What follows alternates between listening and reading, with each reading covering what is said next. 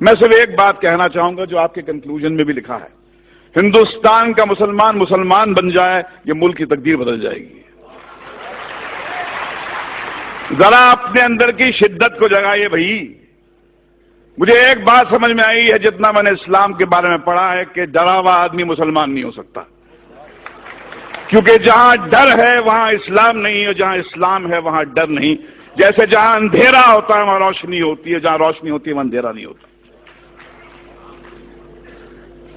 ایک حدیث مجھے ہمارے دوست محمود مدنی صاحب نے لکھوائی تھی جو میرے کمپیوٹر پہ ہے، انصر اخاک ظالمن او مظلوما،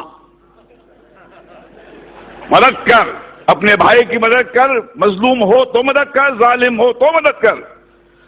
یہ حدیث جارج بش کو سنانی چاہیے، نریندر مودی کو سنانی چاہیے کہ جس مذہب کی حدیث یہ کہتی ہے کہ بھائی مظلوم کی مدد تو کر، ظالم کی مدد کر، اس کو روک، اس سے پوچھ کیوں ظلم کرتا ہے، کیا تکلیف ہے تیرے کو؟ بھائی بولا ہے ظالم کو۔ اب ایسے مذہب میں ٹالرنس نہیں ہے تو اور کیا ہے؟ مگر سمسیا کچھ اور ہے۔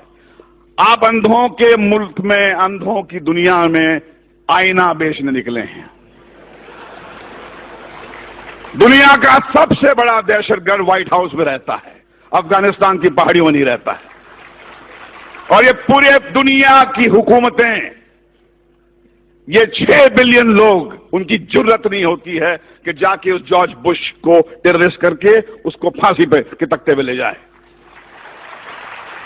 میں اوسامہ بن لادن کے خون کے کھیل کو نہیں معاف کروں گا، بشرطے آپ جارج بش کو بھی اسی طرح ٹریٹ کریں۔ ایک طرفہ بات نہیں ہو سکتی ہے۔ اسٹیٹ ٹیررزم کا آپ کنڈون کریں گے اور ان کو کہیں گے ٹیررسٹ، جیسے کسی نے فرمایا تھا مولانا دریا والی صاحب نے کہ بھیا کہ آپ نے بام بلاسٹ کے جو ایکیوز کو تو ٹیلی ویژن پہ چیخ چیخ کے اناؤنس کر دیا کہ ہاں یہ صاحب ان کو یہ سزا دی گئی ہے، مگر بابری مسجد جب شہید ہوئی اس کے بعد میں 1000 لوگ تو یہاں مرے تھے، ان کا کیا؟ کون دے گا ان کو سزا؟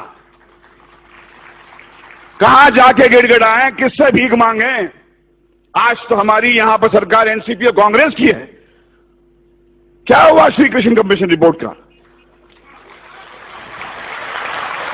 جو سماج انصاف نہیں دے سکتا وہ ٹیررزم سے مکت نہیں ہو سکتا۔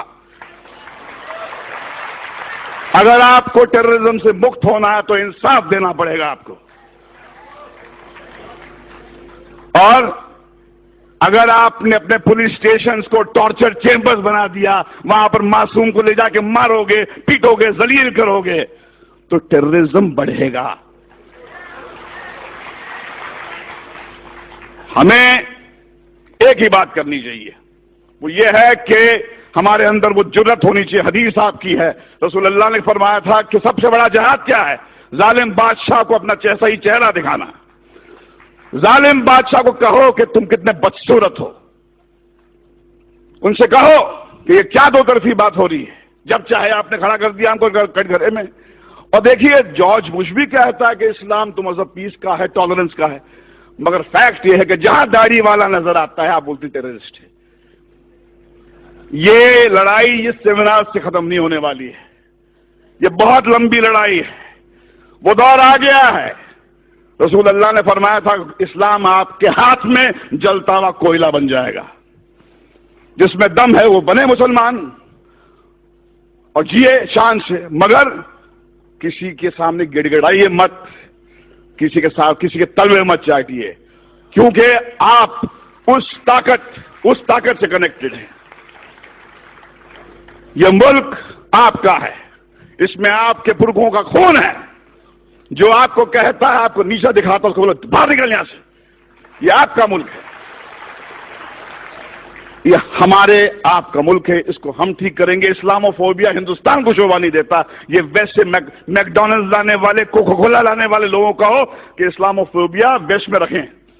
ہندوستان جو ہے ایسا ملک ہے، میں اپنے داڑھی والے بھائیوں کے ساتھ محفوظ محسوس کرتا ہوں، ڈرتا نہیں ہوں میں۔ جب میں مسلمان بھائی کے ساتھ میں ہوتا ہوں مجھے لگتا ہے کہ یہ بچائے گا مجھے۔ چلیے مل کر آج قسم کھائیں کہ ہندوستان کے مسلمان میں وہ جذبہ جگائے جو اسلام ہے، یہ اسلام آپ کی جاگیر ہے، میری جاگیر ہے۔ ڈرا ہوا آدمی میرے بھائی مسلمان نہیں ہو سکتا ہے، اور جہاں ڈر ہے وہاں اسلام نہیں ہے، اور جہاں اسلام ہے وہاں ڈر نہیں ہے۔ اللہ حافظ۔